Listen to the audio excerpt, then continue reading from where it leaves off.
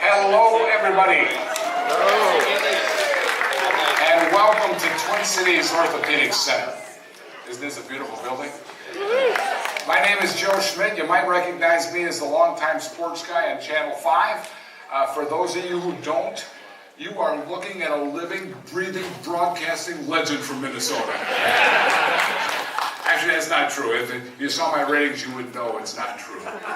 But tonight we are going to talk about legends. And we're going to talk about a legendary football team, the 1998 Minnesota Vikings.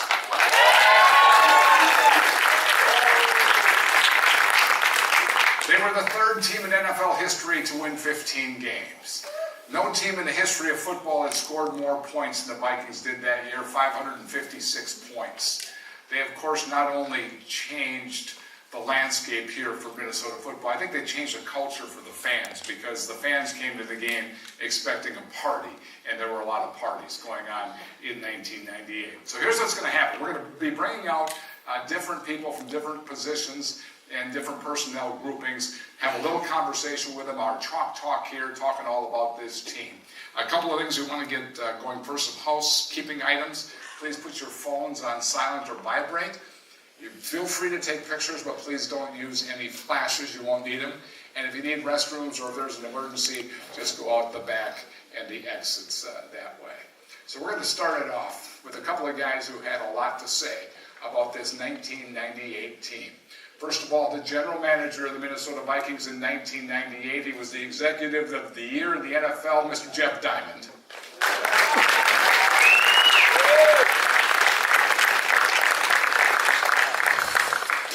And then we have the genius of the Minnesota Vikings offense, which scored those 556 points. He was the NFL Assistant Coach of the Year and later won a Super Bowl, Mr. Brian Billick. Hey,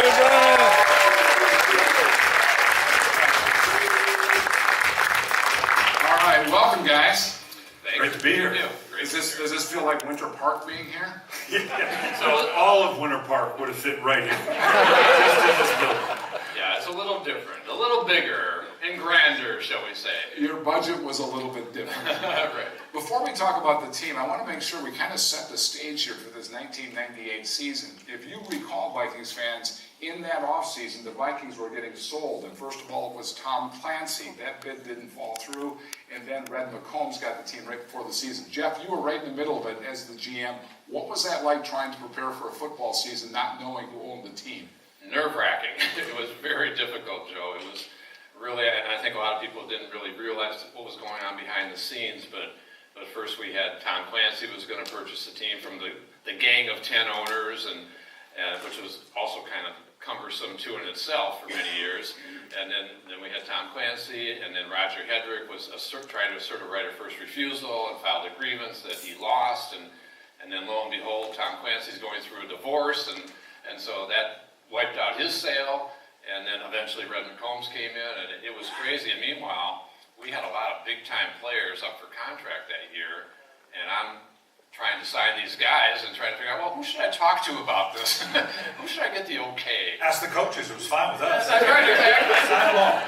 Yeah, Brian was fine that I signed Chris Carter, and Coach Fazio, our defensive coordinator, was happy I signed John Randall, and Robert Smith was another guy Brian was happy with. But we had some very big-time contracts that we were signing that year, and fortunately we got all those guys in.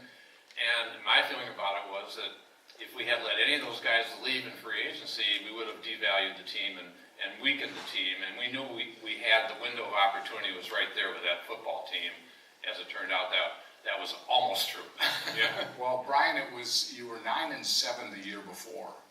As a coaching staff, did you sit down and see this 15-1 coming? Well, I don't know that you can ever envision 15-1 any more than you can an undefeated season. We knew we were going to be pretty good. And of course, when the draft fell the way it did and we ended up getting a Randy Moss, knowing what we had offensively, which was pretty good to begin with, and then to add that dimension to it, you had to know, yeah, this thing could get pretty interesting. Randy Moss, talk about that draft, how that happened, maybe from both perspectives, because most people had him going earlier. Yeah, definitely. We had him rated as a top 5 talent in the draft, and there were some character questions about him, and so I think that the coaches and Danny were a little more confident that he could potentially fall. Frank Billick and Jerry Reichow and I, in the scouting area, thought, no way this guy's falling down to number 21.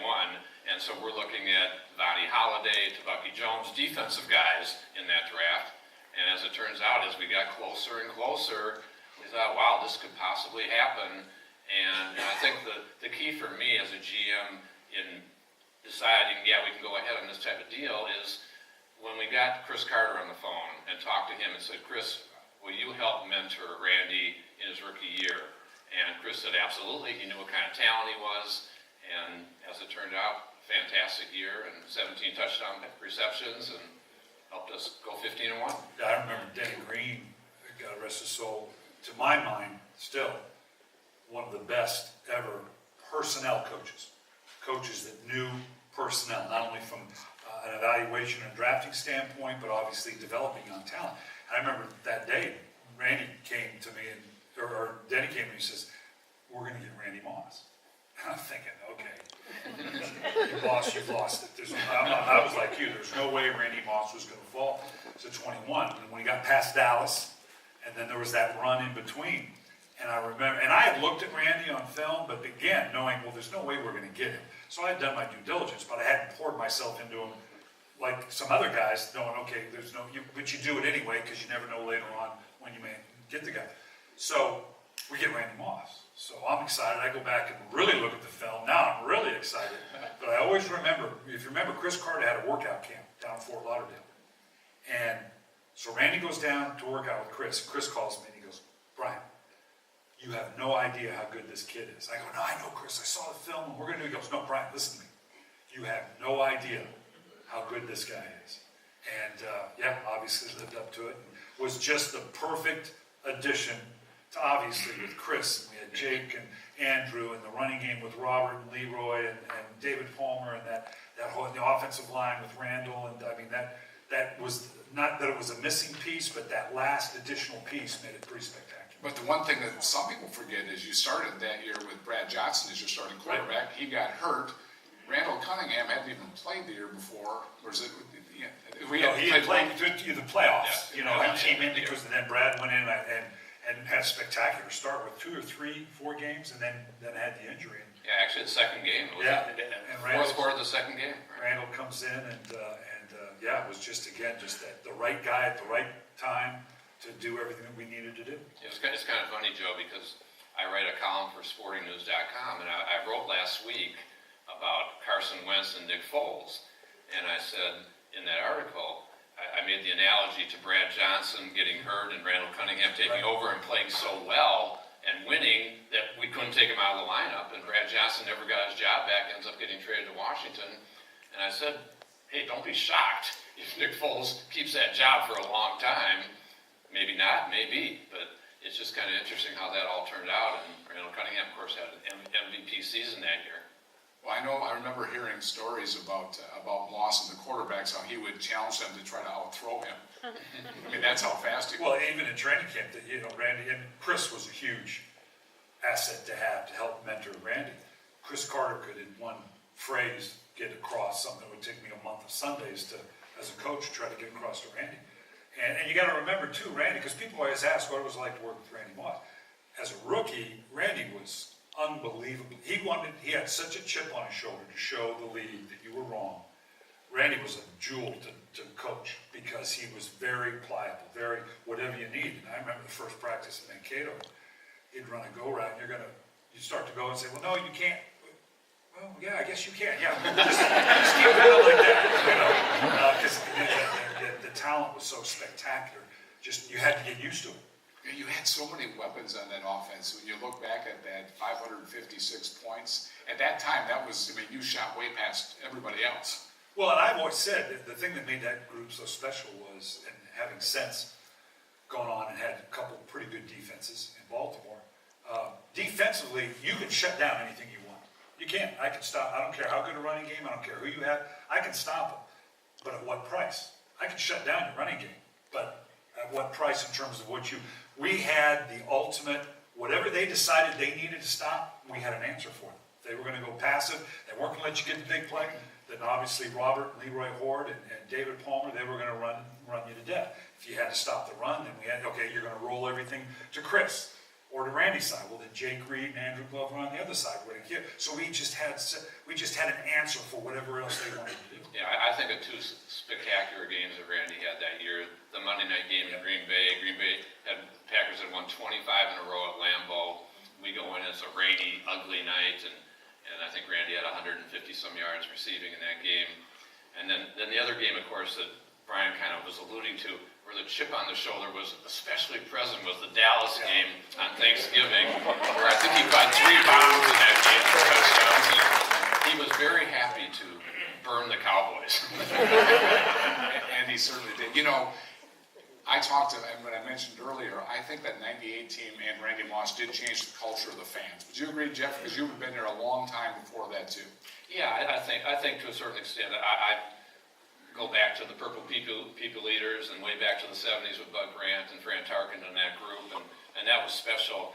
It was different in those years because there wasn't as much turnover on the team, and so I think the fans really got to know the players. You didn't have 15 or 20 guys turning over in free agency, but definitely there was almost a new fan base that emerged with that 98 team that really got excited about what was happening. It was such a spectacular team, and as I said, all the way through until the last couple minutes. Yeah. I want to bring that up to Sibylla. How long did it take each of you to get over the way the season ended?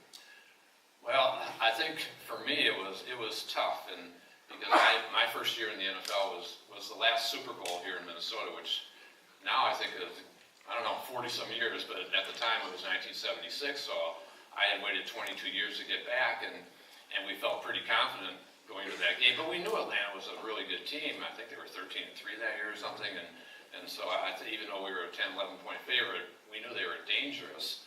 And so I just think the way the game unfolded, and there were so many opportunities to win that game, and it just was so disheartening, heartbreaking. I would say it's the most heartbreaking loss of my career, and I've lost 2 Super Bowls in my career, but I would say that was definitely more heartbreaking and difficult, and so it took a long time to get over. I was fortunate the next year that my contract was up, and I ended up in Tennessee, and I ended up back in the Super Bowl for the first time in 23 years, and with the Titans that year, which was a lot of fun. And then Brian got there the next year at my expense.